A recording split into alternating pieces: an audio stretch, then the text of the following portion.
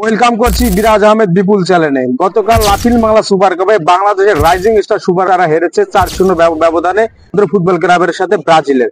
এখানে কিছু বিষয় আমাদের চোখে আঙ্গুল দিয়ে দেখিয়ে গেছে আমাদের লোকাল যে ফুটবলাররা আছে তাদের স্কিল এবং ব্রাজিল সপ্তম টায়ারের যে ফুটবলার আছে তাদের স্কিল। এখানে বিশাল একটা তফাৎ। আমাদের ফুটবলাররা তাদের স্কিলের সাথে আমাদের যারা লোকাল ছিল তাদের স্কিলের সাথে মানিয়ে নিতে পারেনি, যার কারণে আমরা 4-0 ব্যবধানে কালকে হেরে গেছি। এই বাদেও আমাদের যারা 4 জন প্রবাসী ছিল এই ফুটবলের দলে তাদের প্রতি আমাদের বিশেষ নজর ছিল এবং এই 4 জন ফুটবলার বেশ ভালোভাবেই পাশ করে গেছে কালকে ব্রাজিলের ফুটবল ক্লাবের সাথে।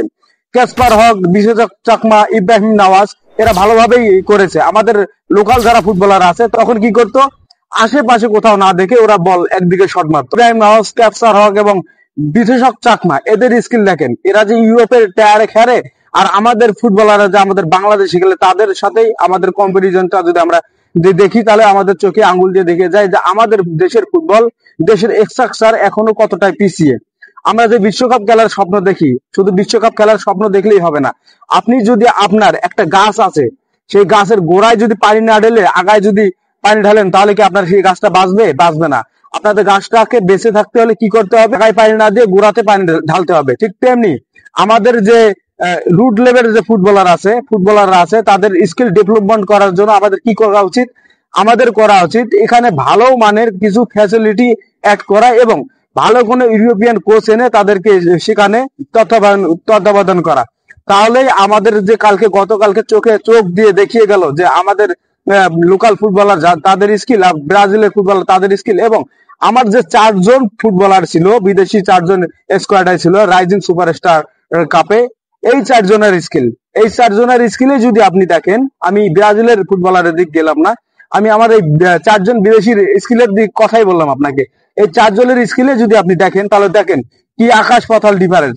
আমাদের যে 4 জন ছিল, বিশেষ করে ক্যাসপার হকের কথা বলতে হয়, উনি যখন ডিফেন্ড করছিলেন ভালোভাবেই কিন্তু ডিফেন্ডে একটা ভুল ছাড়া ভালোভাবেই ট্যাকেল করছে প্রতিপক্ষের কে, যার কারণে আমরা কিন্তু 4টে গোল খেয়েছি। না হলে ক্যাসপার হক যদি না থাকতো এখান থেকে 4 থেকে 5-6টা গোলও হতে পারতো, কিন্তু ক্যাসপার হক সেখানে ভালো কিছু মিস্টেক করতে বাধ্য করেছে, যার কারণে আমরা কিছু গোল থেকে রেহাই পাইছি।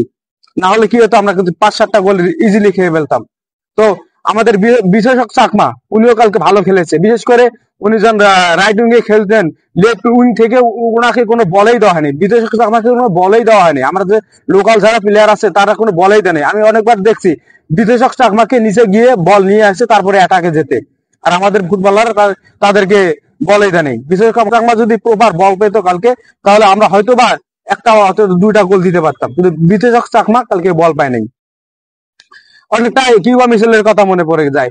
কিউবা মিশেল যখন বসুন্ধরা কিংসে খেলে, বসুন্ধরা কিংসের যারা প্লেয়ার, লোকাল প্লেয়ার কিউবা মিশেলকে বল দিতে চায় না। কিউবা মিশেল একদিকে চিল্লায়, আরেকদিকে বল ফাঁকায় মারে। কিউবা মিশেল ফাঁকায় দাঁড়িয়ে শুধু বলে যে আমাকে তোমরা বল দিলে না কেন।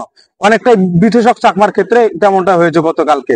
তো এই হলো কালকে খেলার পজিশন।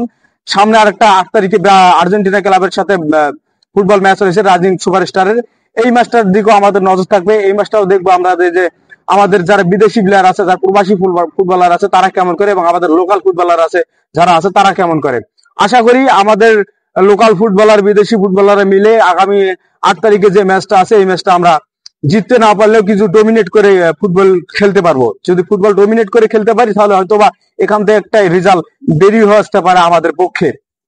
তো আমি বিশেষ করে বাফুফের যারা কর্মকর্তা আছে তারা শুধু গদি নিয়ে ব্যস্ত থাকে, গদিতে বসে থাকে। আমি বলবো যে আপনারা শুধু প্রবাসী ফুটবলার দিক নজর না দিয়ে আমাদের যে লোকাল যারা ফুটবলার আছে, আমাদের রুট লেভেল যারা ফুটবলার আছে তাদের দিকে একটু নজর দেন। কারণ এই সব ফুটবলারকে বাদ দিয়ে আপনি প্রবাস থেকে ফুটবলার নিয়ে আসে কখনো কিন্তু বিশ্বকাপের মতো মঞ্চে ভালো কিছু করতে পারবেন না। আপনি তখনই ভালো কিছু করতে পারবেন যখন আবার রুট লেভেলের ফুটবলাররা পারফরমেন্স করতে শুরু করবে, তখনই আপনি বিশ্বকাপের মতো মঞ্চে খেলার আশা স্বপ্ন দেখতেই পারেন। এক্ষেত্রে আমাদের রুট লেভেলে কাজ অতীব জরুরি ভাবে করতে হবে, তাহলে আমরা ফুটবলে ভালো কিছু করতে পারবো। আর প্রবাসী ফুটবলার যারা আছে তাদের সংমিশ্রণে আমরা যদি লোকাল ফুটবলাররা যদি পারফরমেন্স করতে পারে পরবর্তী লেভেলে, তাহলেই কিন্তু আমাদের বিশ্বে একটা চান্স থাকবে, আমরা বিশ্বকাপ খেলার মতো স্বপ্ন দেখলেও দেখতে পারি। যেমন ইতিমধ্যে আমাদের দলে হামদা চৌধুরী আছে, শামিদ সোম আছে, ফামিদুল আছে, জাহানদের মতো প্রতিভান ফুটবলার আছে।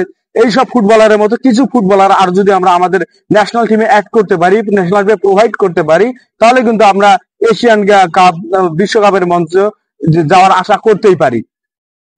তো এই ছিল আজকের ভিডিওটি কেমন লেগেছে অবশ্যই কমেন্ট বক্সে জানাবেন। আর হ্যাঁ, আপনারা অনেকেই আমার ভিডিও দেখেন কিন্তু কমেন্ট বক্সে কিছু আপনাদের মন্তব্য পাই না এবং আপনাদের রেসপন্সও পাই না। আশা করি এই ভিডিওতে আপনারা রেসপন্স করবেন, কমেন্ট করে জানিয়ে যাবেন আমাদের বিদেশি ফুটবলার এবং লোকাল যারা ফুটবলার আছে এইদের স্কিল নিয়ে কিছু বলে যাবেন।